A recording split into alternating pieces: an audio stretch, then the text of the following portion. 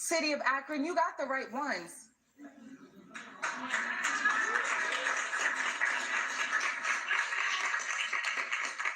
Because we won't stop fighting. I can tell you, my team, we won't stop fighting.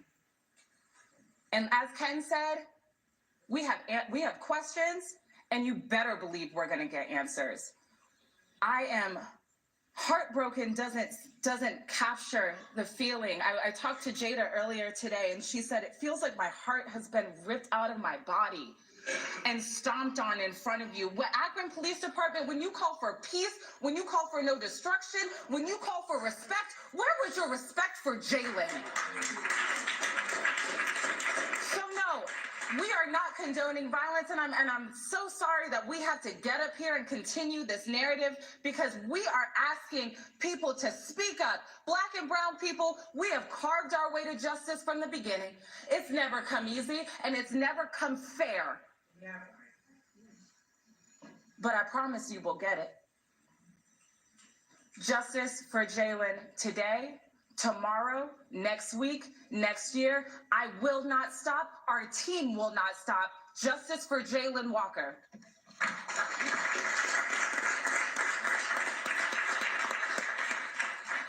I'll take questions. Yes, Tara. Can you comment on the chief's refusal to release the officers' names? I think the names at this point might be the worst kept secret, in the city. I mean, they're everywhere. I don't know what the concern is. The narrative, though, is designed to continue the danger, the threat to law enforcement. It's all about what we present, we who oppose their point of view. We present this threat to their safety. As I said in the opening days of this case, I've received death threats. My name is Bobby DiCello, and I represent Jalyn Walker. Yes? So we're hearing that there are plans to file civil suit. What does that look like for you guys? Is that accurate? Well, we're going to file a civil suit. You can print that. We're going to be filing it before the 1-year anniversary of his death. I would expect it to be filed around June 1st to June 15th, something in there. Yes? What were you expecting? Were you expecting at least some of them to get indicted? Obviously, no one was expecting none of them. I had a conversation with the two prosecutors from the Attorney General's office. I was told that in their estimation, they had a 51% to 50-some%, greater than 50% chance that someone was going to get indicted. I was told that. Now, I'm not bringing the prosecution, and I didn't see the evidence. But I saw what I saw on TV today, and that's what I'm commenting about. What I saw on TV, I can't say it better than Paige said it. Jalyn didn't have a chance. If what I saw on TV was given to the grand jury, by the way, folks, there's one simple idea that all of us in law enforcement or courts and lawyers know, and that is you don't do a 20/20 hindsight of what happened.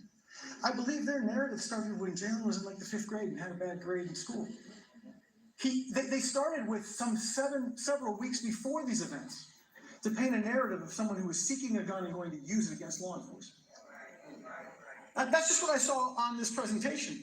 And again, if that's what they presented, well, that violates Graham v. Connor, that violates Tennessee v. Garner, that just violates the whole tradition. Since 1989, those cases have been on the books. And I don't understand it. Except, I have to say it, it doesn't seem fair, and it seems like it was because of who Jalyn is.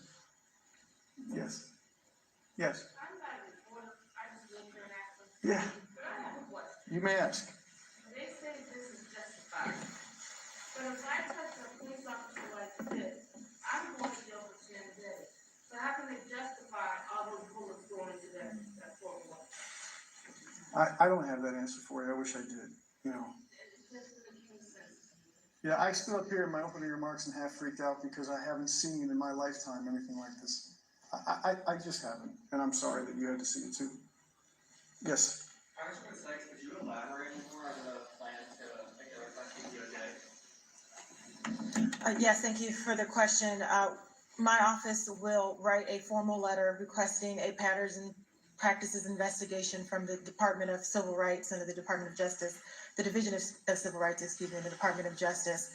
They don't have to, But I do hope that they are listening to the voices of Ms. Walker, to the voices of this community, and take it upon themselves to find the will to investigate what happened, not only with Mr. Walker, with Jalyn, but the patterns and the practices of the Akron police that would allow for officers to feel like they could shoot 90 rounds, hitting a young man 46 times, and then handcuffing him afterwards. Yes, in the back. What's your confidence in their internal investigation? What is my confidence of their internal investigation? Well, let's just rewind this moment in time. Mr. Kozart, who happens to be both a police officer and union leader, actually sued the police department for giving this to BCI, right? So you can imagine what they're going to do in-house. Anyone? Yes. I'm sorry. Yes. I can't hear you. Hi, Gabriel. After voting in favor of police oversight last fall, what message does this send to Atkins that how that will work moving forward? Well, I mean, this makes the case, doesn't it? That the civilian oversight of the police is an essential component. By the way, that's a request since 1968 that has been working to emerge and become real here. I want to thank all the folks, both in the stands here and behind me, who have fought that fight and gotten that legislation in place. Issue 10 was a huge victory for the city, and we can't wait to see it fully fleshed out and working. Yes. Hi, Molly. Yes, Molly. I have a question actually for Reverend Green. Right. I was wondering, what kind of message or what do you have to say to young Black people in Akron and across the country? Get with an organization and fight Jim and Jane Crow.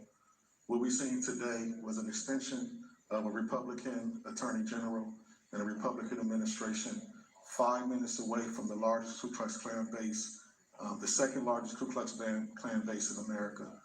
What I'm asking everybody to do, particularly Black men, is to join our organization, like the Freedom Bloc, like the Fred Hampton Gun Club, like the Huey P. Newton Gun Club, like organizations that are out here fighting against these injustices.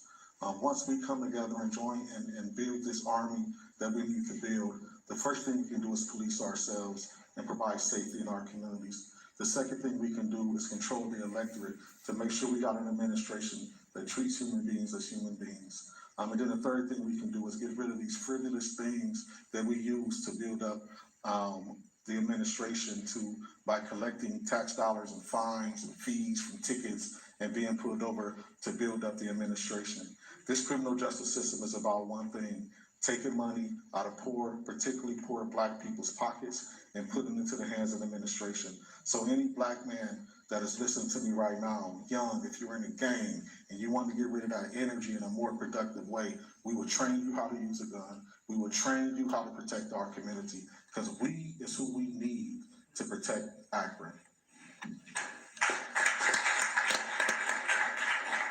Yes. Part of your legal strategy, especially in an unjust system, asking for justice, is you have to consider changing the strategy, asking for, say, criminal, crime humanity. It's a mom and Instead of grandma. just asking for justice in an unjust system. So we're going to do what the system allows right now, because that's what we have. And I have to say that as an attorney here in the state of Ohio with a license in this state, I swore an oath to the Constitution. I swore an oath to uphold it. I swore an oath to protect the clients that I have and to make sure that that Constitution is applied. And I will challenge anyone on the idea that the Constitution is meaningless. I think the Constitution does mean something. And I think that the courts should take this case into consideration and will, I hope, embrace it. That's my hope. Yes. Ms. Walker and her daughter declare on attending any of these protests, they've been so eloquent and their message is clear, they want peaceful protest. Are they gonna be a part of it to encourage you? You know, Lydia, we've worked very closely. I mean, we love Pam, we love Jada, and it's a real thing. We want to make sure that at our expense because of our energy and desire to know we don't hurt them. So we're letting them go through this in the way they want to, and we'll cross each of those bridges as they go.